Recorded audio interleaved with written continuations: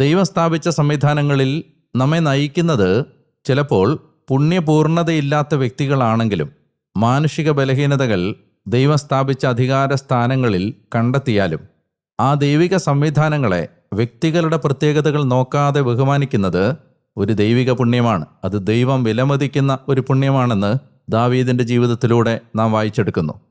നമ്മെ നയിക്കുന്ന ആത്മീയ പിതാക്കന്മാർക്കോ അല്ലെങ്കിൽ നാം ഉൾപ്പെട്ടിരിക്കുന്ന സംവിധാനങ്ങൾക്കോ സഭാ സംവിധാനങ്ങൾക്കോ കുറവുകളുണ്ട് എന്ന് കരുതി ആ സംവിധാനത്തെ ധിക്കരിക്കുന്നത് ഒരു ശരിയായ ആത്മീയ പ്രവണതയല്ല എന്ന ഓർമ്മപ്പെടുത്തൽ ദാവീദിൻ്റെ ജീവിതം നമുക്ക് നൽകുന്നുണ്ട്. അതുകൊണ്ട് സാവൂളിനെ അദ്ദേഹം കൊല്ലാതെ വിടുന്നു. മറ്റൊന്ന്, അദ്ദേഹത്തിന് എപ്പോഴും ഒരു മാനുഷിക ദയ, ഒരു കരുണ തൻ്റെ സ്വഭാവത്തിലുടനീളം ദാവീദ് കാത്തു സൂക്ഷിച്ചതായി നമുക്ക് കാണാൻ കഴിയും.